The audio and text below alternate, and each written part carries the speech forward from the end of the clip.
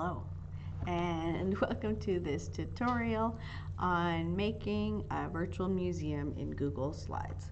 So we've done some basic in-class instruction on it, but in case you missed any of that or you just can't remember the stuff we talked about in that first class, I'm going to kind of go through some of the steps of it now so that you can see it, and hopefully that helps you with making your own. All right, so you're going to open up just a new Google Slides presentation. I'm just going to show you within the same one that I'm making a lot of stuff in already. But you can just click on the plus sign beside, or the down arrow beside the plus sign, and choose a blank slide. And this is going to be kind of our canvas for making a room. So there's two shapes that we want to use when we're making a room. The first one is a rectangle, and the second one is a trapezoid. So those are the two shapes. They're really important. The trapezoid is important because it has that little diamond on it that you can see there, and that's what gives us depth when we put those shapes in a room. To start off with, we're going to put a rectangle as the ceiling,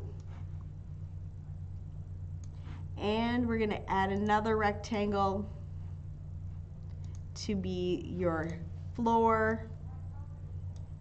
You can also find a picture of flooring if you want to put that underneath instead. I'm just going to make this dark charcoal gray for now, and the ceiling one, I'm going to take away the outline of the box so that there's nothing there, but there's no color there either. So we're going to make this ceiling a light gray. So we've got a light gray ceiling, dark gray floor, and then we need a trapezoid for the walls. So we're going to make a trapezoid, and then we want to rotate it 90 degrees so that it is rotate 90 degrees. So you've got rotate 90 degrees here.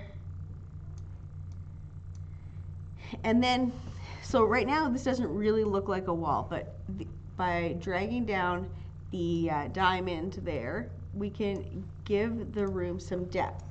Now, the way it is right now, when you can see some of the flooring at the edge of this corner, it almost looks like you could go around the corner there, which is one of the ways you can design the room. You can also change it so that you're not going past there, so that you've got kind of the edge of the room.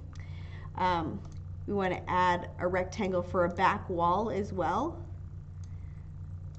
So we've got a rectangle for a back wall here. And then we need a trapezoid on the other side of the room for the other wall. So you can either copy and paste this one, which is what I'm going to do right now. I'm going to copy and paste. So it's made a second one that looks exactly the same as the first. And then we can rotate it and flip it horizontally. And it flips it the other way. And we can put this one on this side of the room. And then we just need to extend this one. So now we have a room. It's a really basic looking room. I'm going to paint the walls a different color. And I'm actually going to use a gradient. So I'm going to use a gradient. It's a green gradient, so it looks like it's got a little bit of depth and dimension. It's not just a flat color.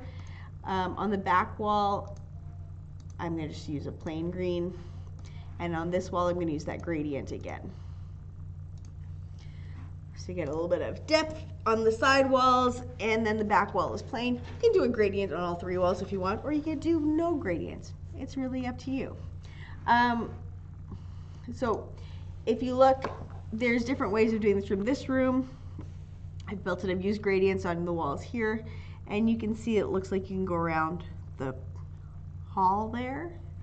I've got another room here that we've got a rectangle, and then the trapezoid, and then a rectangle, and then a trapezoid, and then rectangle, rectangle to create this room.